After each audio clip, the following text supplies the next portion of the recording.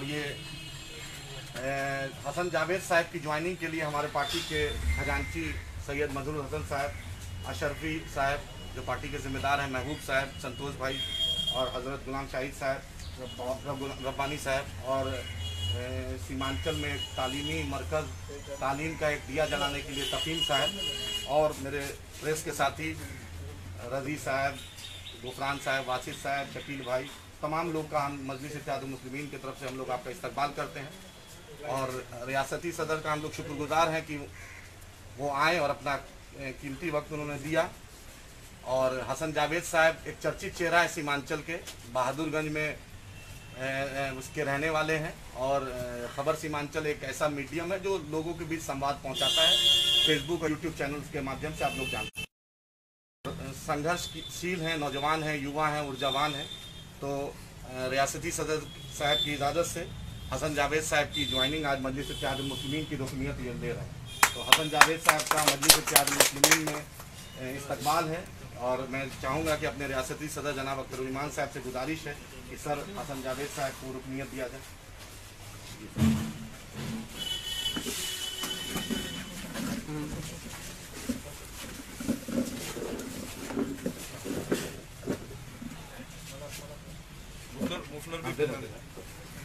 Mask लगा लीजिए sir गुजारिश है कि सर मफलर सर पहनाएंगे।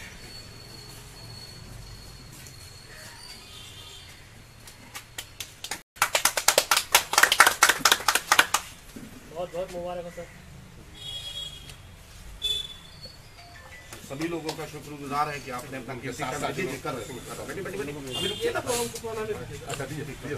संतोष भाई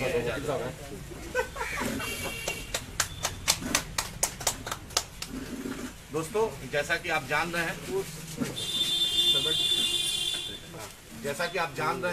कि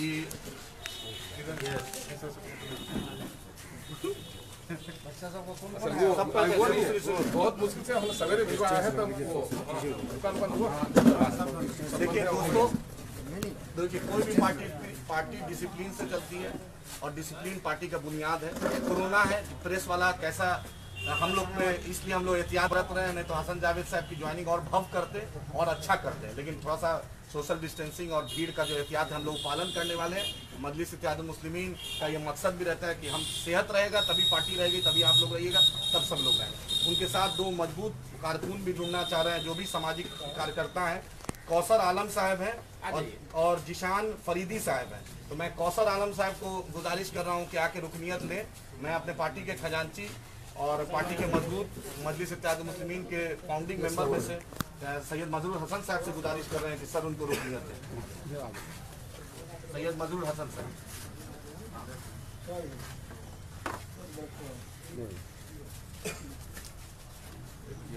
मौलाना का बाकी है, एक मफलर और लिया। ये बहुत आपका भी इस्तकबाल है मजलिस इत्तेहादुल मुस्लिमीन में, बहुत बहुत इस्तकबाल। मैं चाहूँगा हमारे पार्टी के एक और जिम्मेदार और बहुत मजबूत, जो लगातार जब से मजलिस इत्तेहादुल मुस्लिमीन लोकसभा के बाद जब ऑफिस छोड़े, जब गवर्नमेंट के अंडर में थे तब भी थोड़ी सिंपैथी थी, लेकिन जब गवर्नमेंट के दायरा से बाहर निकले, अशरफी साहब, असरारुल हक अशरफी साहब से मैं गुजारिश करता हूँ कि जिशान फरीदी साहब, वो भी मजबूत सामाजिक कारकुन हैं, उनको भी आज मजलिस इत्तेहादुल मुस्लिमीन की रुकनियत दे सदर साहब की इजाज़त से। मैं गुजारिश कर रहा हूँ अशरफी साहब से कि इनको रुकनियत दिया और सर इनको माला भी पहने।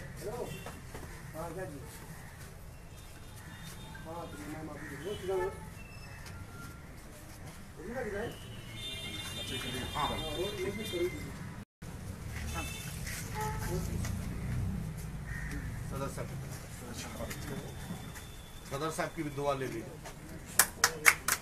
और वो भी साहब एक और हैं, कौन सा है? आइए अभी सदर साहब के हाथ से फरीदी साहब। ये आप लोग की अमानत है भाई, ये आपकी अमानत हो गई। It is your property now, ले लीजिए, आपकी प्रॉपर्टी लीजिए। मतलब साहब इसको करा लीजिए। अब ये मजलिसी परचम है, बहुत ही मुबारक परचम है। दोस्तों, जैसा कि आप जान रहे हैं कि मजलिस इत्तेहादुल मुस्लिमीन डेली हर दिन अल्हम्दुलिल्लाह पूरे बिहार और खासकर सीमांचल को अपना आप लोग की मोहब्बत और शफकत से मजबूत हो रही है। मैं चाहूँगा कि अपने रियासती सदर से गुजारिश है कि सर 2 मिनट वो, उससे पहले एक मामला है हसन जावेद साहब, क्योंकि पार्टी का एक नियम है, एक प्रोटोकॉल है, एक रूल है, रेगुलेशन है, तो उनका मैं हसन जावेद साहब से गुजारिश करता हूं कि अहदनामा इसको पढ़ें। मैं हसन जावेद, पिता हनीफ अहमद, ग्राम काशीवाड़ी बलिया, थाना कोचारमन, किशनगंज, विधानसभा क्षेत्र 52 बहादुरगंज, आज दिनांक 25 जुलाई 2020 को AIM बिहार के सदस्यता ग्रहण करते हुए शपथ पूर्वक इकरार करता हूँ कि एक मिनट, विधानसभा बाद में कैसे हम लिखे थे कोचारमन। अच्छा, हाँ, तो ठीक ठीक हुआ। जहाँ का नंबर आपका वोटर में जहाँ नाम है वहाँ नाम है तो बात ठीक है। आज से मैं पूरी मेहनत और ईमानदारी से पार्टी के लिए समर्पित रहूँगा। मैं पार्टी के सिद्धांत का आदर, सम्मान और पालन करूँगा। विधानसभा एवं लोकसभा के लिए यदि मैं प्रत्याशी बनना चाहा या पार्टी द्वारा मुझे उम्मीदवार बनाया गया तो मैं निष्ठापूर्वक चुनाव लड़ूंगा और जीत गया तो और वफादारी बरकरार रखूंगा। यदि मेरे द्वारा या क्षेत्रवासियों के द्वारा मुझे प्रत्याशी बनाने का दबाव के उपरांत यदि AIMIM पार्टी ने मुझे प्रत्याशी नहीं बनाया तो ऐसी परिस्थिति में पार्टी के फैसले का सम्मान करूंगा। किसी प्रकार का विद्रोह या बगावत कर निर्दलीय अथवा किसी अन्य राजनीतिक दल के टिकट पर चुनाव नहीं लड़ूंगा, बल्कि पार्टी के एक सिपाही की हैसियत से अपने पार्टी के प्रत्याशी का समर्थन एवं सहयोग करूंगा। मैं अपनी राजनीतिक गतिविधि में भारतीय संविधान, सामाजिक सौहार्द एवं अपनी पार्टी के सिद्धांत एवं आदेश का निर्वहन करूंगा। मैं चाहूँगा कि अपने रियासती सदर जनाब अख्तरुल ईमान साहब से गुजारिश है सर इस ज्वाइनिंग के मौके में कुछ अपनी बात सर।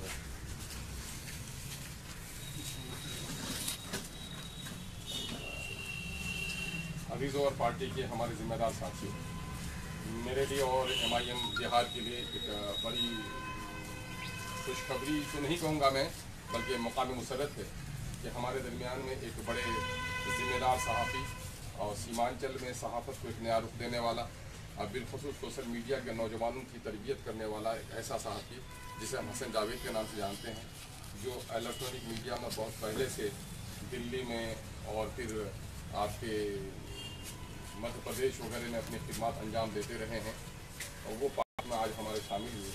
हम अपनी दिल की गहराइयों से और MIM के हर रुकन की जानिब से उनको मुबारकबाद पेश करता हूँ। जैसा कि आप लोगों को मालूम है, हसन जावेद साहब एक मारूफ नाम है और इन्होंने खबर सीमांचल के नाम से न सिर्फ सीमांचल के गाँव के कस्बात के किसानों और मजदूरों के खबर को शाये किया है, बल्कि सच्ची बात यह है कि सीमांचल में एक नई बेदारी लाने की भी कोशिश की है। हम उनकी इन काविशों को कद्र की नज़र से देखते हैं। हमारे पुराने रफ़ीक हैं, जिस ज़माने में मैं कोचारमन में मिल रहा, इन लोगों की बड़ी मदद और मोहब्बत हमको हासिल रही। बीच में पार्टी में पिछले दिनों ही शामिल होना चाह रहे थे, न जाने नौजवान आदमी हैं जोश में फिर दूसरी तरफ चले गए, पार्टी में शामिल नहीं हुए। लेकिन लगता ऐसा है कि जो काम जिस वक्त में होना है वो मुकर्रर है। शायद अब ये हमारे लिए खुशबख्ती की बात है कि इस वक्त जो MIM पूरे बिहार में एक नई तवानाई के अंगड़ाई ले रही है, तो हमारे नौजवानों को अब यकीन हो गया है कि जो लोग ये कहते थे कि एक आदमी जीत कर क्या करेगा, ये पार्टी हैदराबाद वाली है ना। हम लोग तो बाप दादा के ज़माने से फलाने पार्टी के गुलाम हैं, तो लगता है कि वो दौर ख़त्म हो चुका है और एक नए दौर का आगाज़ हो चुका है। यही वजह है कि हमारे बहुत सारे साथी इस वक्त पार्टी में आ रहे हैं। हम कद्र की नज़र से इनको देखते हैं और साथ ही हम ये बात अपने कारकुनों से, अपने जिम्मेदार साथियों से कहते हैं कि हमारी पार्टी शख्सियत पर नहीं बल्कि उसूलों पर यकीन रखती है। और MIM दूसरी पार्टियों में लोग काम करते हैं, अपनी ज़ात के लिए काम करते हैं, अपनी शोहरत के लिए, अपनी इज्जत के लिए और अपनी दौलत के लिए काम कर रहे हैं। लेकिन मैं आपको यकीन दिला रहा हूँ कि MIM शोहरत, दौलत, इज्जत को बरकरार करती है और MIM एक ही जज्बा रखती है कि हम इंसानी खिदमत के लिए मैदान में आए हैं। यही वो वजह है कि आप लोगों ने खुली आंखों से देखा होगा कि इलेक्शन हारने के बाद लोग थक जाते हैं, हार जाते हैं, गमज़दा हो जाते हैं, अफसरदा हो जाते हैं। लेकिन अल्हम्दुलिल्लाह MIM का एक अदना सा कारकुन हो या उसका एक जिम्मेदार साथी, किसी के चेहरे पे शिकन नहीं है, बल्कि सबको ये मुसरत है कि जिस अंधेरे में हमने कल चिराग जलाया था, अल्हम्दुलिल्लाह अब यहाँ पर अंधेरा दूर होने लगा है, रोशनी की किरणें महसूस की जाने लगी हैं। जहाँ हमको कल तक किसी विधानसभा क्षेत्र में, असेंबली हल्के में एक उम्मीदवार नहीं मिल रहे थे, आज दर्जनों उम्मीदवार हमें मिल रहे हैं। दरअसल ये सीमांचल में एक नए सियासी दौर का आगाज़ है। हम जनाब भाई हसन जावेद साहब का इस्तेमाल करते हैं और हम समझते हैं कि इस नए दौर के आगाज़ में एक मजबूत साथी हमारे बनेंगे। साथ ही मैं एक बात और भी कहूँगा सोशल मीडिया के साथियों कि पार्टी ने सख्ती के साथ इस बात की ताकीद की है, क्योंकि सोशल मीडिया से इनका बड़ा ताल्लुक़ है कि जब भी आपको पार्टी से कोई शिकायत हो तो या कोई सुझाव देना चाहें तो उनके लिए पार्टी का दफ्तर है, पार्टी का फॉर्म है। आप अपने शिकायत को चाहे मैसेज करके पार्टी दफ्तर में या अपना लिख करके या मुलाकात करके दे सकते हैं, सुझाव भी दे सकते हैं आप और अपनी शिकायत भी कर सकते हैं। लेकिन अगर इस मामले को आप सोशल मीडिया में लाकर उछालते हैं या सुझाव देने की कोशिश करते हैं कि हम बड़े दानिश्वर हैं, तो मैं समझता हूँ ये नादानी पर होगा। या फिर अगर आप ये कर रहे हैं कि आप शिकायत कर रहे हैं सोशल साइट पर, तो ये कहीं से पार्टी के लिए मुनासिब नहीं है, बल्कि पार्टी ऐसे लोगों पर सख्त कार्रवाई करने का फैसला ले चुकी है। पार्टी की अनुशासन समिति हमारी बनी है जो इस बात को सख्ती से देखेगी। और ये बात मैं समझता हूँ कि जो लोग सोशल मीडिया में शिकायत, शिकवा और मशवरा देने का काम करेंगे वो पार्टी के हमारे जिम्मेदार साथी नहीं हो सकते, बल्कि बहुत सारे लोग जो इस पार्टी में शामिल नहीं हैं एमआईएम का टैग इस्तेमाल करके आपकी और हमारी पार्टी को बदनाम करने की कोशिश कर रहे हैं, तो आपको उससे भी होशियार रहने की ज़रूरत है। साथ ही चूँकि सोशल मीडिया के हमारे जिम्मेदार साथी यहाँ पर मौजूद हैं, एक बात आपके ज़रिए से मैं पैगाम और पहुँचाना चाहूँगा कि एमआईएम ने एक नया हौसला दिया है, एक जज्बा बढ़ा है नौजवानों में, बात करने का सलीका दिया है, ऑफिसों में जाकर के बात करने की हिम्मत दी है, अफसरों को अपना हाकिम नहीं बल्कि समाज का सेवक माना है। इसलिए हमारा हर एक कारकुन जो गांव का भी कारकुन है आज हमारा उम्मीदवार बनने की सलाहियत उसमें पैदा हो गई है। हमारा एक एक जो टुकड़ा है जहां पर वो अपने आप में हीरा है, हम उसको कदर की नजर से देखते हैं। पार्टी के दरमियान में उम्मीदवार बनने की सबको इजाजत है, जो वोट देने का हक रखता है वो उम्मीदवार बनने का हक रखता है, लेकिन पार्टी में उम्मीदवार बनना और पार्टी की तरफ से उम्मीदवार बनाया जाना दोनों में बुनियादी फर्क है। पूरे 243 जो हमारे असेंबली हल्के हैं वहाँ किसी एक जगह पर भी पार्टी ने अपनी जानिब से किसी को उम्मीदवार नहीं बनाया। इसीलिए कोई अपने आप को पार्टी की जानिब से पार्टी के अंदर उम्मीदवार बनने की बात तो कर सकता है, लेकिन पार्टी के जानिब से कि मैं उम्मीदवार बनाया गया हूँ ऐसी हमाकत कोई नहीं कर सकता है। इसकी सख्त तरीन हिदायत मरकज को हम लोगों को दी गई है। अनकरीब गर्चे कोरोना से हमें भी लड़ना है, जो मुल्क के हालात हैं उनसे भी लड़ना है, सियासी लड़ाई भी हमारी होनी है। अभी हमें हैदराबाद से सख्त तरीन हिदायत की गई है कि कई लोग अपने आप को पार्टी का उम्मीदवार लिखने लगे। कहा गया है कि साहब जब तक मरकजी दफ्तर से जाकर सर्वे नहीं होगा और सर्वे की रिपोर्ट की बुनियाद पर जब तक किसी की नुमाइंदगी तय नहीं की जा सकती है उस वक्त तक कोई अपने आप को उम्मीदवार नहीं कर सकता है। देखो लोग पूजा करते हैं, लोग ईश्वर की भक्ति करते हैं, इबादत करते हैं, लोग नमाज पढ़ते हैं, तो कोई ज़रूरी नहीं है कि हर कोई इमाम बन जाए। नमाज अदा करनी है तो कोई एक इमाम होगा, सबकी नमाजें हो जाएंगी। लेकिन अगर कोई कहता है कि इमामत मिलेगी तभी मैं मस्जिद में हूँ तो मैं तो नहीं हूँ, यानी टिकट मुझको मिलेगा तभी मैं एमआईएम में हूँ वरना मैं नहीं हूँ, तो इसके माने वो एमआईएम का आदमी नहीं। इसलिए एमआईएम का आदमी वो है जो आदमी अगर आगे में बढ़ा दिया गया तो हम उसके पीछे जाने के लिए तैयार हैं। यही जज्बा एमआईएम पैदा करना चाहती है।